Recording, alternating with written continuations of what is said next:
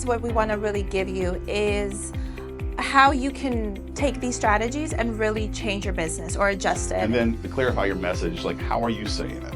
And how are you talking to those people individually? And this is my side. This is how I got in. I was like Gary V, Mad Men, feet up on a desk, smoke a cigar, which I do that. You have to be specific with a goal and reason in mind on why you are on a platform.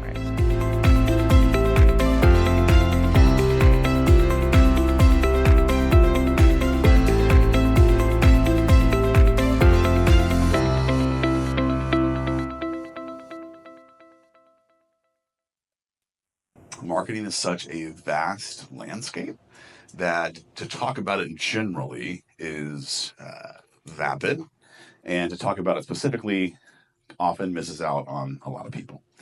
So we kind of have a little bit of a back and forth planned, and then for about maybe 15 or 20 minutes, we'll kind of give you a background how we approach things, and then we really want to open up to what you guys are thinking, what's on your mind, what questions do you have, and more importantly, what real life, real business problems can we solve here today so that you're empowered moving forward tomorrow? So that's our goal with this session. If you are a CEO of a small, medium, large enterprise, great. If you are a student, great. We are aiming to hit everybody today, and I will stay as long as my wife will let me, or they kick me out of the stadium. Our big focus, what we want to really give you is how you can take these strategies and really change your business or adjust it and to make it run smoother, better, more efficient for you and your customer. So we're going to be going over some foundations, social strategy, some smart KPIs, operationals, and then the benefits of fractional C-suite. So I am Wes Lehman. I am a co-founder of Synapse. It is an honor to be here with you guys in the community. I am also a fractional CMO. So what does that mean? I'm a chief marketing officer, not for one company, but for multiple companies. My CMO agency is called CMOQ. The Q stands for Quintessentials. The reason I do that is because there's a lot of money wasted on full-time CMOs.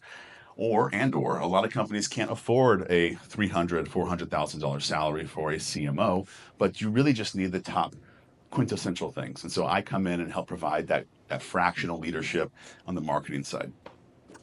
I'm also the founder of Urban Buffalo, which is a digital design and visual identity agency. So we essentially do websites and logos. That's the layman's version of it. And there's my team, my wife, who's the real CEO, my son Stetson, who is the chief chaos officer, my daughter Stella. So my son's 2. It's a little old of a picture, but he's 2. 1, and the one on the far right, Stevie, our chief adorable officer, turned a week old yesterday. So I am in goo goo gaga land, and I have not slept for a week, and way more than that because I have 2 toddlers and a baby. So bear with me, and I'll let Nadia introduce her story.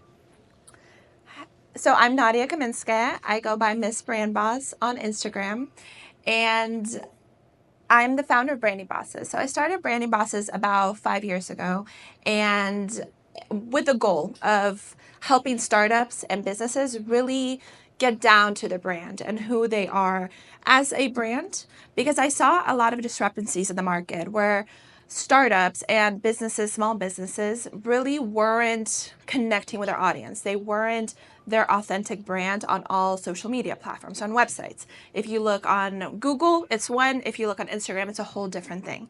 So I really wanted to focus on helping startups and businesses get to that branding where they are consistent everywhere. And that's really what differentiates big brands versus small brands, right? Is that they're consistent on all social media, on all platforms.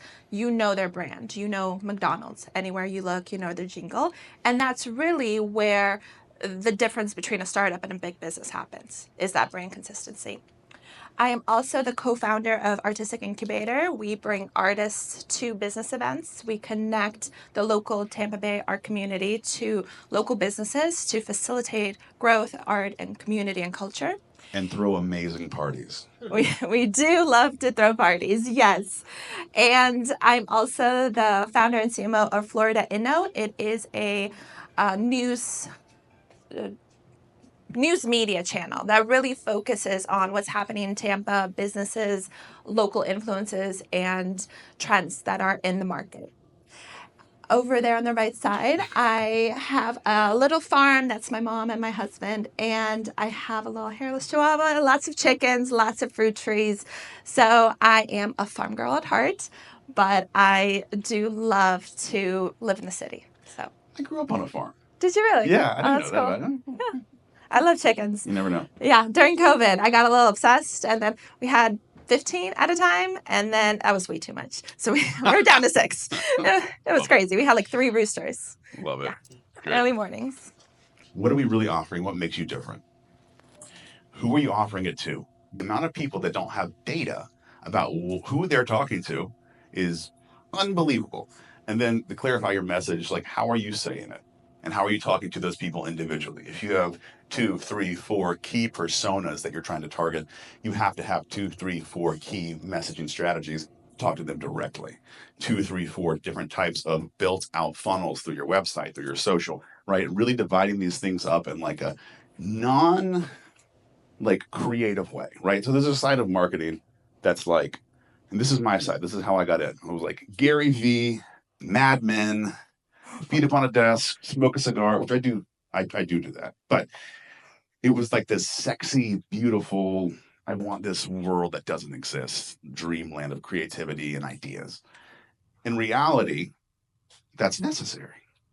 But so is this like nerdy data side, and I need to build a structure and put everything. And so, as a CMO, really aiming to bring those things together goes a really long way. And so, the message is the creative side, but knowing who exactly we're talking to is, I call it the nerd side. Your channels, where you're talking to them from. We'll talk about social media, but we so often a company will say, yeah, we've been posting on Instagram. I'm like, okay, well, what do you do? Well, we sell software. Okay, who are you selling software to on Instagram? Right? I'm not saying you can't sell software. I bought software off of Instagram, but you're posting organically. You have 2,000 followers, which is great. How many of them are interested and are actually fitting the level of a decision maker or the budget that you need, right? And so a lot of times we check boxes and we don't think about choosing our channel. Setting measurable goals. This is like the cycle piece, right? And these really you can draw like a recycling ring around this. When you set your measurable goals, you have to set them and track them and count against them, right? Weekly, bi-weekly. And then really going back, a lot of what I end up doing as a CMO is also kind of stepping into like a quasi CEO advisor role and saying, cool, we've set up your marketing side this way. The rest of your business is a mess, right? And it's hard. It's hard to track all this stuff. It takes time, especially it takes time to set up. And then it takes grit to hold people's feet to the fire when they are or aren't doing what they need to do. And for the pro tip, Nadia added the pro tip. I really appreciate the pro tip. And it's true. I mean, if you don't have anchored, if your foundation isn't anchored, like you're making noise, and noise can be successful. The biggest thing that I notice, going back to quick foundation, why we kind of started there, is that people don't focus on the basics and they jump straight to creating content, trying to go viral, and they don't have any of the foundation pieces built, and they have a video with 1 million views, but they have no landing page. They have no way to convert those into sales. They have no way to convert that into leads. So I really do love content. Content is the best thing, constantly creating content, but you got to create content that matters and that speaks to your audience and isn't noise. So just like Wes mentioned, if you are on Instagram, why? If you're on TikTok, why? You have to be specific with a goal and a reason in mind on why you are on a platform. Your goal is not to be everywhere at once. Your goal is not to try to talk to everybody. You have to narrow down who you're talking to and why you're talking to them, and then create content for that. If you are creating content just for the sake of creating content, you are wasting your time. You're wasting your team's time. You are creating a funnel where it's going to lead to exhaustion. It's going to lead to your team quitting, your team being tired, your team having fatigue. So that is the biggest thing. And I see so many companies lose money, lose talent, lose time for the fact that they are creating content to create content. The next tip is you want to have a repeatable framework. So whenever you're creating content, don't just try to get in front of a camera and start recording. That is great if you are just starting out or you're practicing. But if you're trying to reach a target, if you're trying to go viral, if you're trying to create content that's going to convert, you want to focus on having a framework, whether it's a hook, whether it's a specific way that you want to talk to your audience. And a lot of that goes back into research and knowing your foundation and knowing what you're measuring. Are you wanting messages? Are you wanting DMs? Are you wanting likes? What are those KPIs? And I know we'll talk more about KPIs, but you have to set KPIs for everything you do. Also, content isn't just a vibe. Content is meant to be a funnel for your business, whether it's generating leads, generating interest, generating a sales funnel for your team to close. It can't just be random, I want to create content to create content.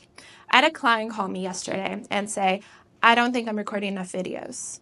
She's like, I'm going to start recording a video every day and going live. I'm like, that's great, but why?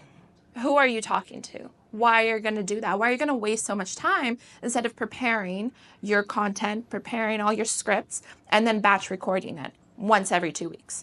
And then having enough content. I'm like, you're going to waste so much time and effort out of your day instead of running your company to create these videos. And she goes, you're right. I don't know. It's just a panic. And I think right now we live in such a trend and viral focused community where everybody just thinks they need to be pumping out content, and if they're not, they're failing somehow. And that isn't the case. And I really like to focus on content, not just being for funsies. And another thing is I notice a lot on social media, and I know clients before starting to work with us do this a lot. They're just projecting what they do. We're here, we do this, we do that. They're not starting conversations. They're not engaging their audience. They're not doing anything that's going to make people stop, listen, and engage. They're not doing anything that's going to start a conversation. That is so important in the marketing world right now, especially on social media. And then this is one of my favorites. Educate for authority, entertain for reach, and convert with proof. So if you do have a team that's creating content for you, or if you're just doing it yourself, put your content into different batches where they are generating you different results based on your KPIs and your goals. And your goal can be to reach a new audience, to reach new heights, to go viral. That can be a goal. But if it's just your only goal, you're going to have a really hard time scaling your content. And then pro tip, don't chase trends. Chase trust, consistency, and clarity. And also credibility, right? You want to present yourself as a business that people can trust and work with, not a business that can just do a fun viral TikTok dance, which is fun also. But there's also uses for each of those things. For sure.